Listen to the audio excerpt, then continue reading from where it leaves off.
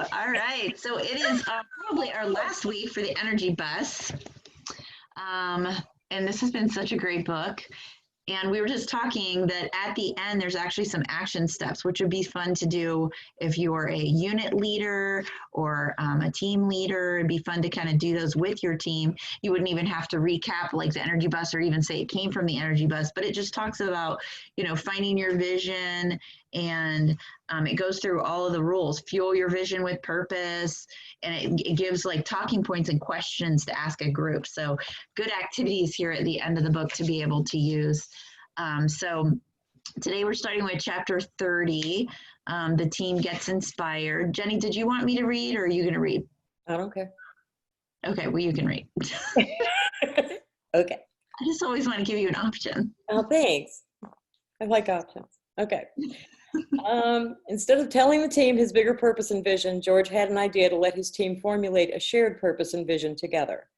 Rather than being told what their purpose and vision should be, he thought it would be more powerful, meaningful, and inspiring if the team formulated what they wanted it to be.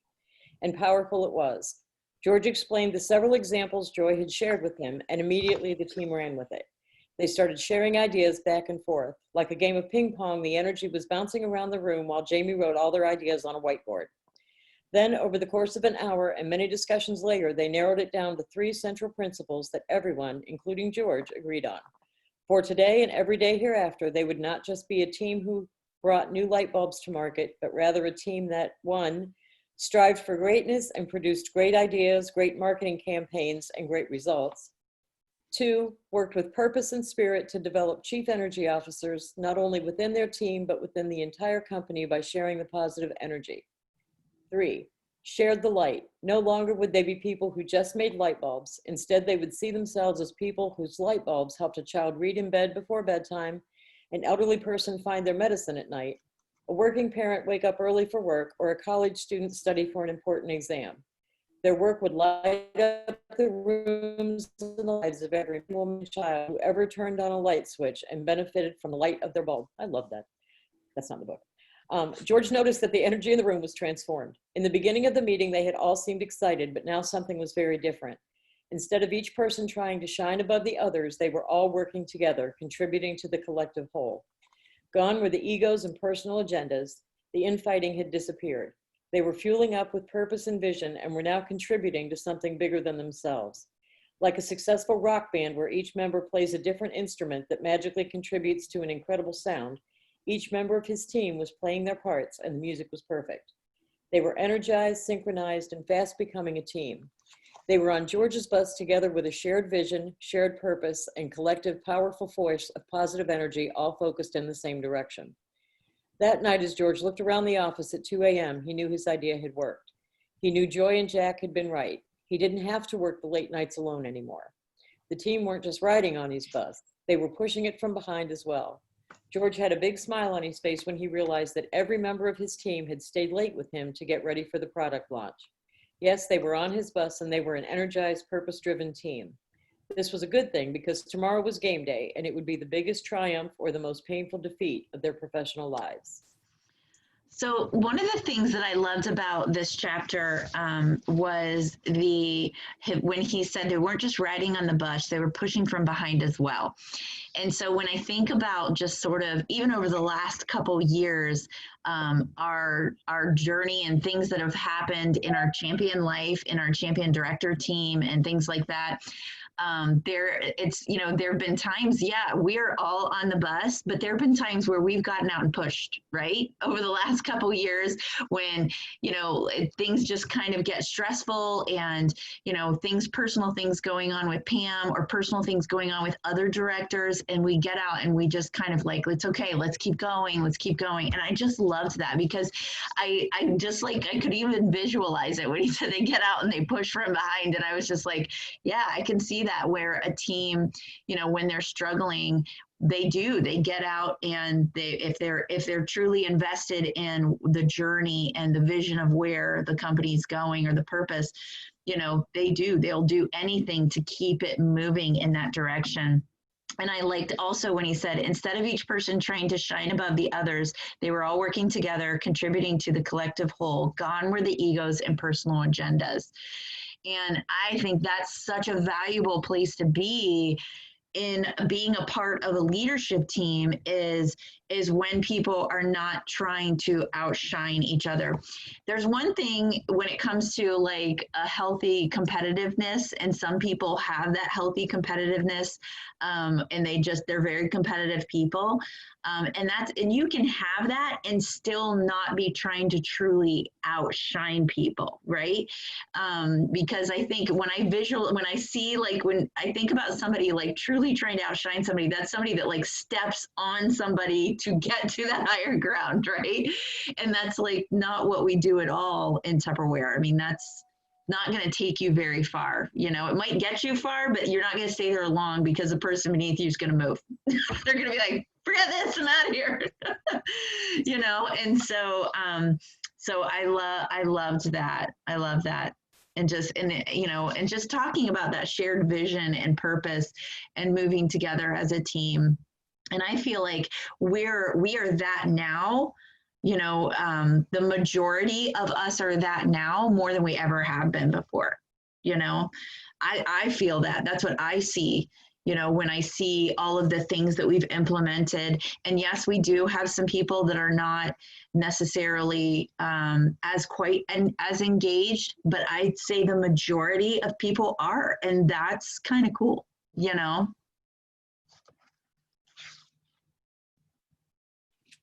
Nodding heads. There you go. Yeah. Awesome. All right. So game day, chapter 31. Okay. It was Friday. Game day. Less than 2 weeks ago, George had thought this day would be the end of his career at the energy company.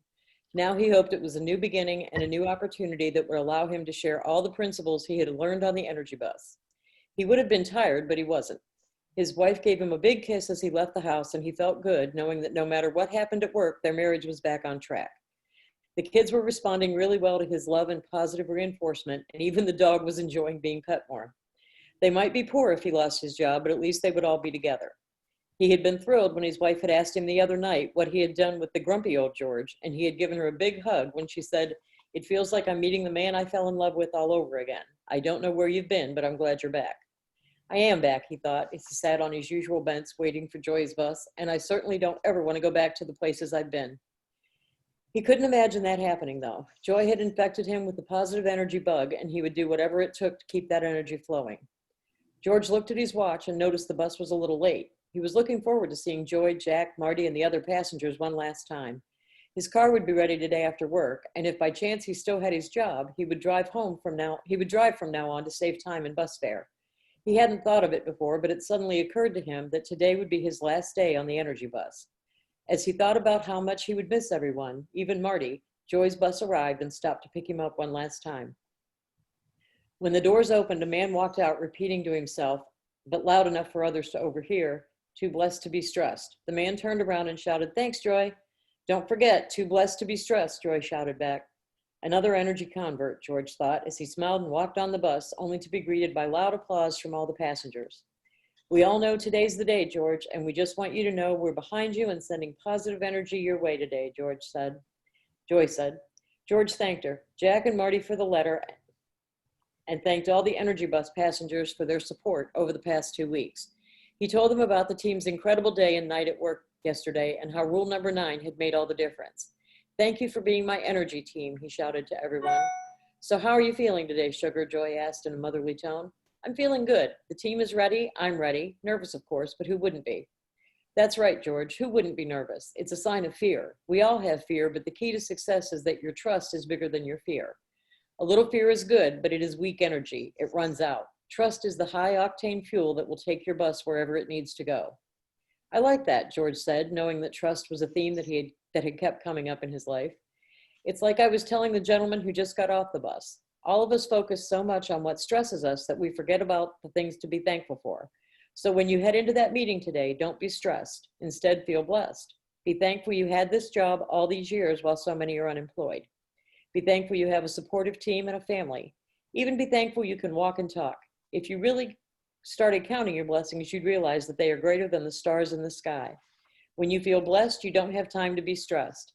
And this feeling of gratitude will fuel your performance today. It will lift you up and carry you over the finish line. George looked around the bus and noticed that everyone was intently listening to Joy, soaking up every word. They loved her as much as he did.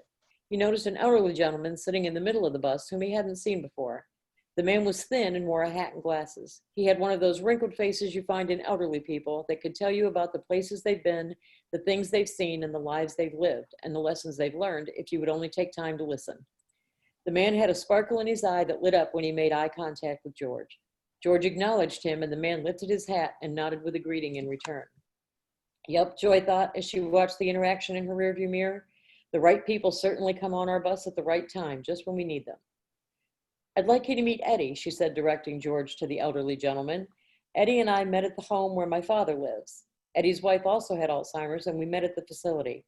Unfortunately, Eddie's wife passed on, and he had a real rough time with that. But after a year of mourning, he's now living life again, and I'd say he has more energy and is busier than most 20-year-olds I know. Tell him how old you are, Eddie. 88, he replied.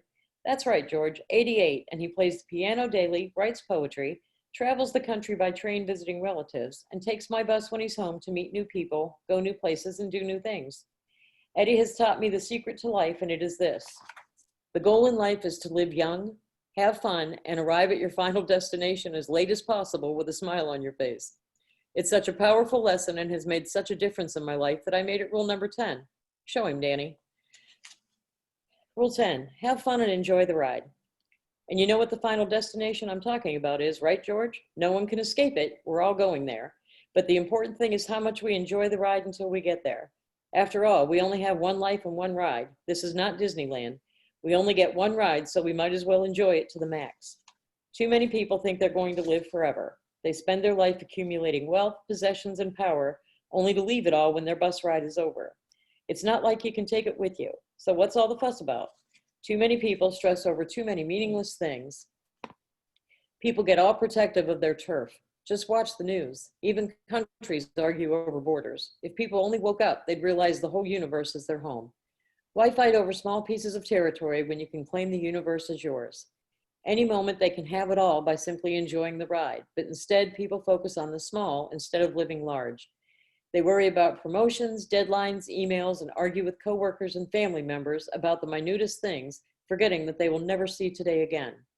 Their bus is going through life, but they're blind to the beauty around them. Think about it. The day you die, you will have 30 or 40 emails in your inbox that will not be answered. You'll never get it all done, so you might as well relax, take a deep breath, and enjoy the ride. Tell them about that study of 95-year-olds, Marty. Marty perked up. I love this study. They asked a bunch of 95-year-olds. I don't know where they found them all, Florida, I guess. But anyway, they asked them if you could do it all over again and live life again, what would they do differently? The three things that almost all of them said were they would reflect more, enjoy more moments, more sunrises and sunsets, more moments of joy. They would take more risks and chances. Life's too short to not go for it. And they would have left a legacy, something that would live on after they die. So you see what I'm saying, George? Learn from Eddie here. Learn from the 95-year-olds. Don't go through life with regrets. Don't be someone who looks back and says, I should have done this or that. Live and work like you have nothing to lose and everything to gain.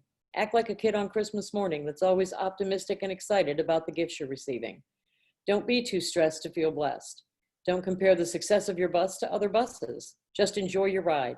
You go into that presentation today and you step on the gas pedal, have fun and go for it. And when you blow them away and they sing your praises, you just continue to live and work each day with purpose and joy. And that's easy to remember because all you have to do is remember me, the ultimate joy. Then she looked up, laughed, and said, I know, God, sometimes I get a little too big for my britches. Then as the energy bus approached George's office building, she turned to George, who was quietly saving his voice for the presentation, and told him, and when it comes to legacies, remember this. The best legacy you could leave is not some building that's named after you or a piece of jewelry, but rather a world that has been impacted and touched by your presence, your joy, and your positive actions.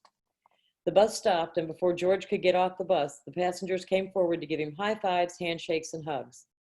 Jack handed George his business card and asked George to call him to let him know how the presentation had gone, since everyone on the bus would want to know. Of course, Joy gave him the biggest hug of all, and as George walked off the bus, she stood at the top of the stairs and said, Today's your day, George, and this is your life. You came on my bus for a reason, like I told you. The reason is today and every day after. George walked into the building thinking that this could be the last time he'd walk through these doors as an employee of the energy company, or it could be his first day on the job as a chief energy officer. In less than 2 hours, he would know his fate, but regardless of the outcome, he believed his bus was headed in the right direction and he was ready to enjoy the rest of his ride. Awesome. All right. So I actually have a decent amount highlighted in this one. So one of the things that one of the first things I highlighted on page 141 was we all have fear, but the key to success is that your trust is bigger than your fear.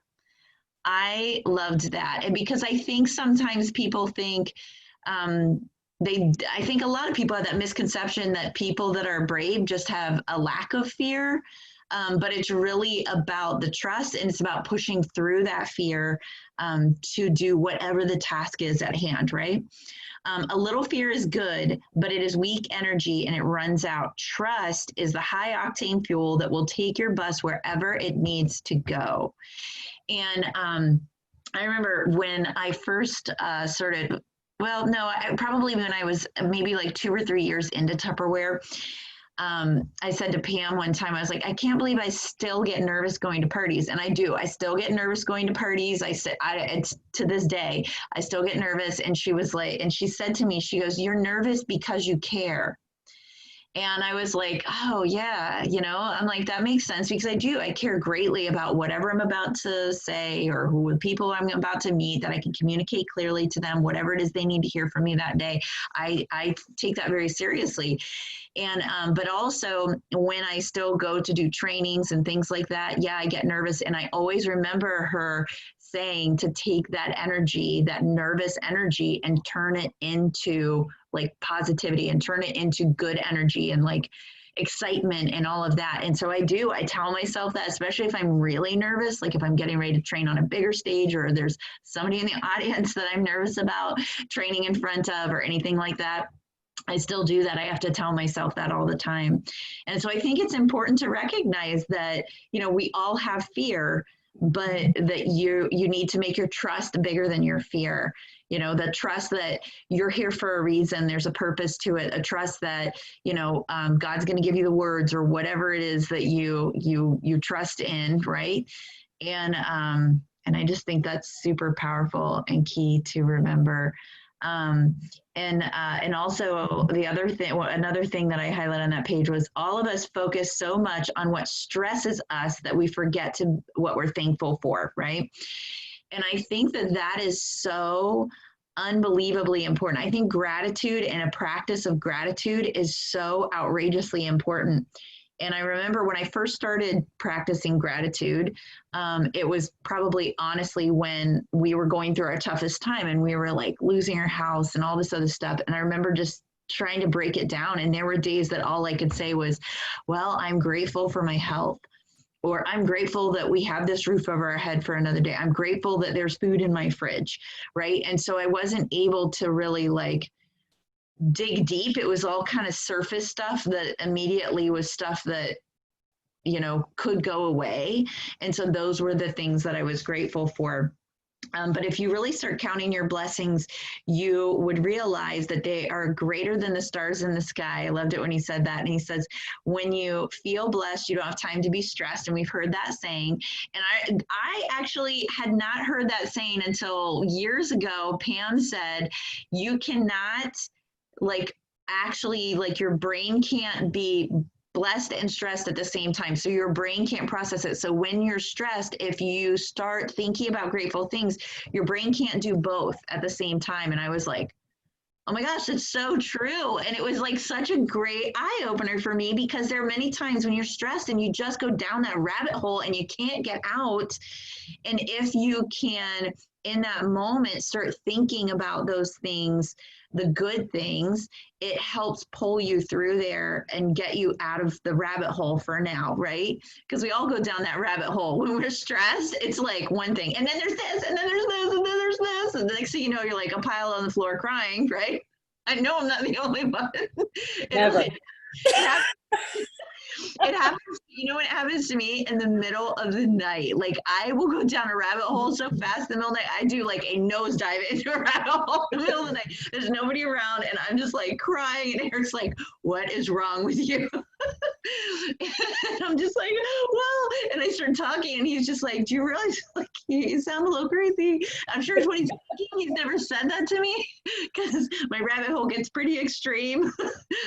But he'll just be like, is there his thing that he says to me, is there anything you can do about those things right now? And I'm like, no. He's like, right now, 2 a.m. in our bedroom, is there anything you can do about these things? And I'm like, no. And then he's just like, okay, go to bed and just leave it for tomorrow. And in the morning, it's always a fresh perspective and it's not so bad. Stubbing my toe does not lead to world hunger, right? But in that moment, it does in my head rationally. So I thought that was really key is like, because we hear that saying and it's one of those sayings. And another saying that people say a lot is they say, give it to God, right? Okay, so give it to God. As if that's an easy thing to do, right? It's not easy to do. It's easy to say to give it to God, and I like to think I give it to God, but then I'm like, wait, no, give me that back. Like, I think I can do this. I want that part back. You can have this, but I want that part back. Yeah. This part, I'm gonna fix that. I can do it my way. Yeah. Right? And so, but if you don't actually realize it and kind of the meaning behind them or anything like that. So the blessed and stressed one, that one I totally get. I still struggle with giving it to God. So sometimes because I am who I am, and especially with new ideas or if something comes up, my first thoughts are, oh, well, that's not going to work because of this. I mean, that's just, I don't know if that's from just like trying to head off trouble for years or whatever, where I'm like, well, this could all go wrong. So how can I fix that before it happens? But I have gotten to where, and it works with people too, which in my case is a good thing. When something or someone really bothers me, I start thinking about what it is about them that I'm really thankful for. Now, sometimes I have to dig a little deeper with some people. Like there's some people that I just flat out don't like. Things that I'm grateful for, like some of Brittany's old boyfriends. I have some of the greatest grandkids in the world. Don't like them, but I really like the kids, so I have to go there. But like you can't, if somebody has made you mad and you start thinking about why you're grateful for the other things they've done, you really can't stay mad at them long. That's a really good point. For a long time. No, that's a really good point because we all have people, and God knows if you've got siblings, you definitely have experienced this over the years, right? Where you just kind of, sometimes you get so frustrated with somebody, you just don't even want to look at them, right? You're just like, oh, I just don't even want to see their face and want to hear their voice, but it's important to have a trick like that, Jenny, to be able to pull yourself through it. Because otherwise, sometimes you can go down the rabbit hole and it's like an anger rabbit hole, like, oh, and they do this and they do that. And because I can think of things from 20 years ago that they did to make me mad. And then it gets real bad. So it's just like, what did you yesterday to make me happy? Yeah, I can tell you some stories about Amy. I'm sure she can tell you some stories about me too. I'm sure she could. I'm not flawless. But it's so I love that, Jenny. That's a great trick. That's a very good trick. So I also loved on page 142 when he said the goal in life is to live young, have fun, and arrive at your final destination as late as possible with a smile on your face. And I love that. I've heard another one that's something about like sliding into the grave sideways and all this other stuff, right? But this one really spoke to me because I just was like, and another, like, and also when at some point in this chapter, maybe it's one of the coming chapters, when he talks about just being joyful, throughout the day and just trying, like realizing like and choosing joy, day in and day out. And that was really key to me because it is sometimes that you forget that it is actually a choice. It is a choice. And sometimes you don't feel like you have a choice because your emotions are overtaking you. But it's a choice as to whether you stay in those emotions or you let them wash over you for a couple minutes and then go forward, not take a bath in them for days, right? Like marinate in the Not soaking in that. right? We don't have to do that. And so I think it's very important to recognize that that is a choice, that you can choose joy and try to look at the bright side of things. And then I loved when he talked about the poll with the 95-year-olds, and they said that the three things, almost all of them said, were they would reflect more, enjoy more moments, more sunrises, sunsets, the moments of joy, right? And then two, that they would take more risks and chances. Life is too short to not go for it, right? And number three, they would have left a legacy, something that would live on after they die, right? And you think about in your own families, right? Is there a family member that people tell these stories about? And I want to be that family member, and I don't want them to be bad stories, because we have a family member we tell bad stories about too. We have on Eric's side. Apparently, there was an Aunt Ethel. I think it was Aunt Ethel, and everybody talks about like, oh, Aunt Ethel. Like it's just like, oh no, I never met Aunt Ethel. I'm glad. Sounds like I'm glad I did it. But I mean, you want them to think about you, and even you think about your children too, and just kind of like, you want them to hear your voice in their head in those moments when they're struggling and your voice is a positive voice pulling them through, or something like that. Or like, I heard I hear people's voices in my head all the time, when that sounds crazy.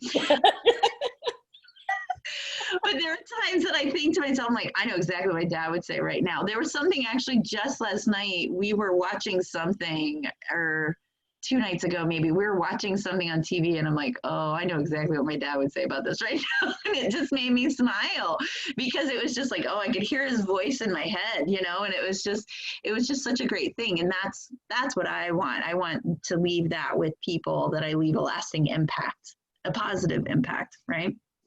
And then it goes on page 145, he says, live and work like you have nothing to lose and everything to gain. Act like a kid on Christmas morning that is always optimistic and excited about the gifts you're receiving. Don't be too stressed to feel blessed.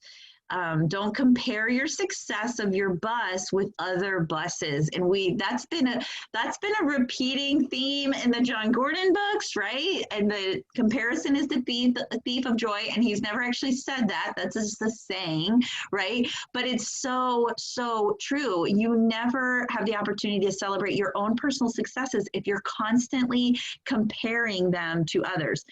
It is, I think, and I don't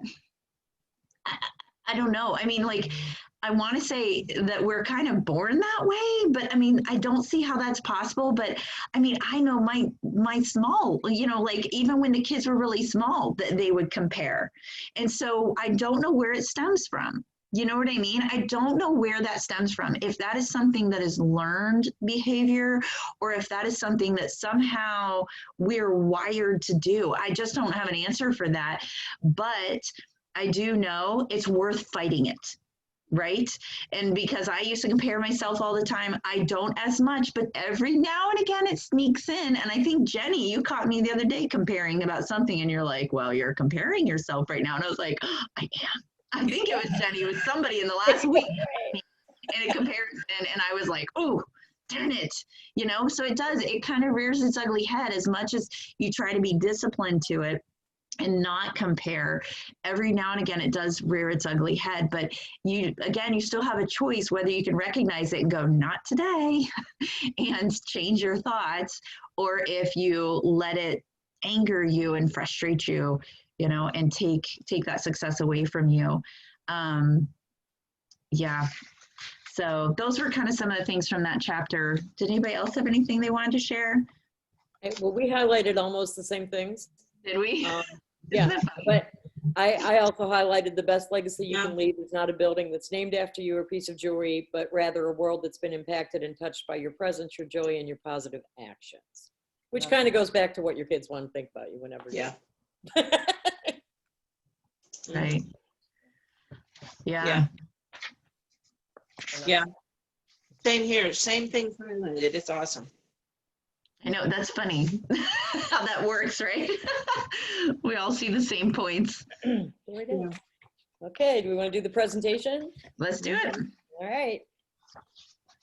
Real quick, Stephanie, how's everything in Cincinnati going? I see her down there. I don't know if she's muted or not though. Yeah. We're just kind of waiting on the doctors. So going to do some more testing and then hopefully have some answers. Yeah. What you got on? Yeah. Yeah. I saw Pam's post. The doctor was in, or one of the nurses was in here when it first started. So I just Yeah. hopped on late. That's all right. We're glad you're here. Hospital rooms are great for Zooms. What else is not much else to do, so I figured I might as well join. I needed it this morning. I Absolutely. just finished the book too, so I ordered me one. I needed it. Yeah, it's a great book. I mean, it's a great book for so many different things. But yeah, well, all the directors are praying for you. So Oh, you got thank us on you. your side. Okay, 32. The top executives were sitting around the conference table expecting a disaster. They had high hopes for George early on, but all they knew was that his performance was getting worse by the month and today would be his last day. Today would be the final straw. The Energy 2000 was to be officially launched by the company in a month, and this presentation would determine if the product team was on track or in disarray as usual. They would in all likelihood place a senior executive to work with the product team and replace George. The Energy 2000 was their next big product push that would take their revenue to an all-time high, and they certainly couldn't place the future of their company in him. George stood in the front of the room and looked into their eyes. He could see their negativity and doubt. Excuse me. He knew they were expecting him to crumble and fail. Why wouldn't they, he thought. His heart started to race, and he found himself not able to think. Fear was starting to overtake him. Not now, he thought. I cannot allow them to bring me down. He remembered Joy telling him that his positive energy must be greater than anyone's negativity, and in that one thought, he found a smiling face staring at him. He thought of Joy, took a deep breath, and an incredible calm came over him. There certainly would be more failures in his life, but not today. Today, he would not be allowed to fail. The executives were expecting complete disaster. George and his team delivered one of the best product launches ever seen. His bus was cruising, and the executives all jumped on for the ride. After the presentation, George and his team gave each other a group hug, and the executives all flocked to George with pleasantly surprised looks of shock on their face, wanting to know how he had just done so great. I decided it was time that I stopped being just a manager and started being a chief energy officer, he told them. They had no idea what he was talking about, but it didn't matter. George wasn't going anywhere except to meet with his team. He would have plenty of time to explain to the execs how to get on their energy bus and develop chief energy officers. But for today, he would take it easy, give his team the day off, and let them know how much he appreciated all they had done. Today, they hit a home run in the bottom of the 9th inning with the bases loaded, and it was cause for celebration. But interestingly enough, when George told his team they could all go home and enjoy the day off, none of them wanted to leave. They all wanted to celebrate with the team and George. They wanted to savor the sweet smell of victory and soak up the energy of the moment together. George began to understand that a team who puts their heart and soul into a project and works hard towards a shared purpose wants to celebrate together. They had accomplished something amazing, and they deserved to bask in the light of a job well done. He couldn't deny them that. They were his team, and he loved them now more than ever. So instead of sending them home, George invited them all to lunch, where he treated them to an afternoon of food, fun, and an unofficial team building. The team talked about their success today and their plans of continued success for the road ahead. They knew where their bus was going, and they were excited about being on it. Keep going. The repair shop was just about to close when, in the nick of time, George walked in to pick up his car. He was thinking about the incredible lunch he had just had with his team when he approached the counter and said hello to the young lady who stood on the other side. She had red hair, a sweet expression, and a name tag that made George laugh. Her name was Joy. "What's so funny?" she asked. "Nothing," he answered. "I just love your name, that's all." Then he looked up toward the ceiling and said, "Thank you." The signs were clear. He realized that less than 2 weeks ago, he had been cursing the heavens for bringing all the misfortune and misery into his life. And now they were on his side, guiding him and showing him the path every step of the way. He understood how everything, including the good and bad, had brought him to this moment. If he had never gotten a flat tire, he would never have met Joy. If he hadn't gone through all the adversity and challenges at work, he would never have wanted to learn how to better lead his team. Now his career and future were brighter than he could have ever imagined. If his wife hadn't threatened to leave him, he would have never realized how bad things were and how good they could be. What he had thought was bad, he now realized led to good. Joy had told him that everything happens for a reason, and while he couldn't see it, he had been going through it. Now everything was crystal clear. Life is a test. Every adversity helps us grow. Negative events and people teach us that what we don't want, so we can focus our energy on what we do want. George made a mental note that the next time he faced a problem at work, because he knew there would always be a new challenge, he would not let the problem sweep him up and swirl him around like a tornado. Rather, from now on, he would ask, what can I learn from this challenge? What is it teaching me? Then he would stay positive and trust that the lessons would make him stronger, wiser, and better. The woman behind the counter gave him his keys and said, enjoy your car, sir. I'll bet you're glad to have it back. George thanked her as he walked outside toward the car with the word enjoy lingering in his mind. He thought it was amazing how joy kept coming up in his life and how it flowed through him right now and spoke to his heart. It told him not to focus too much on the places he has been, but only to learn from the past.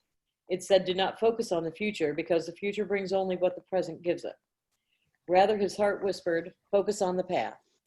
Keep your head up and your heart full of joy. George realized that for all the lessons he had learned the past 2 weeks, the greatest lesson of all had been right in front of him. It hadn't been something that must be said, but something that had been experienced and felt. He knew that no matter where his energy bus took him and whatever roadblocks lay ahead, all he had to remember was to allow joy to flow through him and savor every moment and mile on his journey. If he filled his life with joy, his work with joy, and his home with joy, what a life he would live, and oh, what a ride it would be. With joy, everything would flow better and easier. As George drove his newly repaired car home, he made a commitment to himself to experience the joy in everything he did. Whether he was working on a project at work or spending time with his kids at home, he told himself that he would ask, where's the joy in this moment? Do I feel it? How can I experience more joy right now? He had experienced what it was like to ride on Joy's bus, and now he would make the feeling of joy a permanent passenger on his bus. George reached for his cell phone and called his mother. She had just finished her latest bout with chemo, and George knew she could use some joy right now. He wanted to tell her to enjoy every moment she had left, whether it was 6 months or 6 years. He wanted to tell her to savor the joy of every second and fill up with love, not fear, during this challenging time and every day of her life thereafter. He hoped somehow his own joy could relieve her of her anger and pain. But when she picked up the phone, George knew he didn't need to say any of those things. It wasn't something he could teach with words. It was something she needed to experience. He knew all he needed to say was, I love you, from the depths of his heart. All right, so this is kind of what I was talking about earlier about the joy and finding the joy in life. A couple things that I highlighted in this chapter is life is a test. Every adversity helps us grow. Negative events and people teach us what we don't want so we can focus our energy on what we do want. I used to joke and say that my first boyfriend wasn't a mistake because he taught me what I didn't want in a boyfriend. I had a husband like that. Right, my friends were like, you wasted like a year and a half with that dude, and I was like, no, it wasn't a waste. Now I know what I don't want, like you know. And so, but it is, I mean, that's just a simple example, but it's so true that sometimes negative events teach you what you don't want, you know, and it forces you to change either your habits or what you'll stand for, right? Your beliefs, your core values. It helps you kind of like understand what's worth fighting for, right? And I loved it. He kind of went on and later in that paragraph, and he says, what can I learn from this challenge? So these are things that you need to ask yourself when you're in that challenging situation. What can I learn from this challenge? What is it teaching me? And then he would stay positive and trust the lessons would make him stronger, wiser, and better. But it's important, I think, to reflect on those things in those moments. That's where the learning comes. You can go through tragic times and be like, this sucks, and I don't ever want to repeat this again. But when you can kind of connect some emotions to that time, or a good time too. I'm focusing right now on the negative times, but also when something amazing happens, to be like, how do I feel?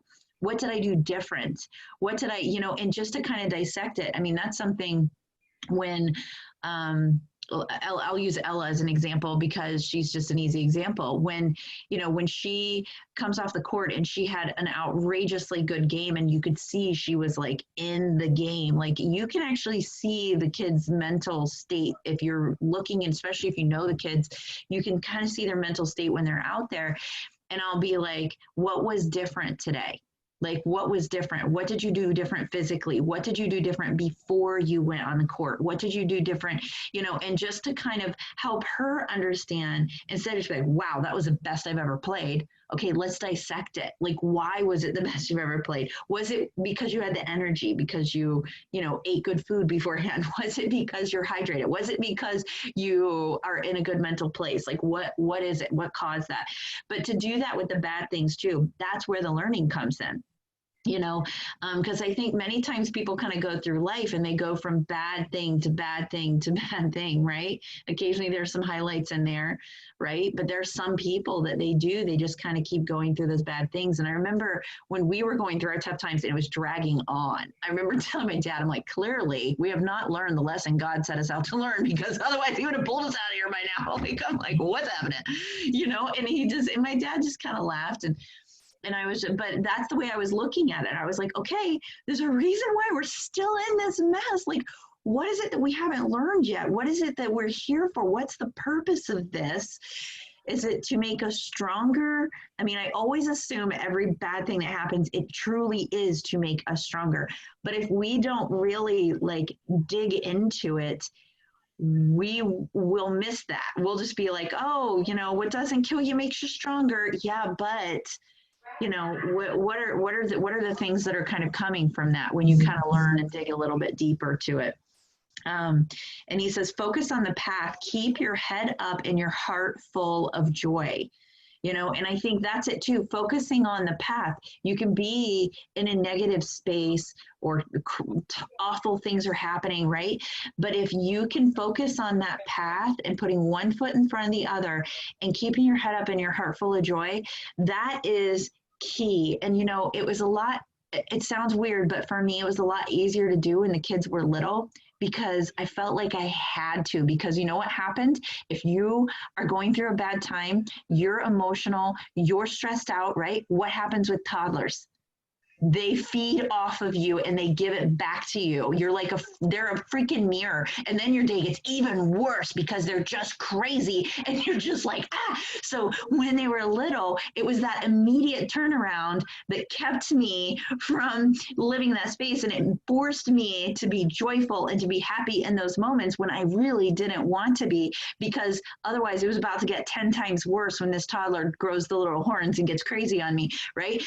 And so, but now that they're older, it's just as important for me to remain joyful and to do those things. It's just harder for me because I don't have that immediate mirror coming back to me. They take it in and then it sits with them, and sometimes it comes out later, and that's not fair to them. If I'm having a bad day, it's not fair to them that I'm putting these emotions, I'm pouring those emotions into them for it to spew out later at an inopportune time when all of a sudden they're freaking out and you're like, what's your deal? When really it's probably from me a couple days prior when I put stress on them. Well, adults are like that too. Adults, yes. Sometimes their adults are even worse. Like if you can walk into a room full of very happy people, and if you're pissed off, you can tear up that whole room in 5 minutes or less. Everybody can just be like, you're right. This whole thing sucks. And I don't know why I was in a good mood. And because I think we're more used to going there. Mm-hmm. Even teenagers go there with their friends. Like they gripe about their parents. Yours probably don't. Your teenagers are like, I don't know. I'm sure they probably do. They might, but I mean, I know mine did because I would hear them. They would do it with each other. They'd be like, ugh. But adults are just, people can be in a really good mood. And if you're even on the phone, if you're in a bad mood on the phone, you can hear somebody's tone of voice change over the phone. Mm-hmm. If they call you and they're like, guess what happened? And you go, what? It's just like, never mind. Yeah. Sorry. It was nothing important. I just won the lottery, but it's okay. Don't worry about it. Later.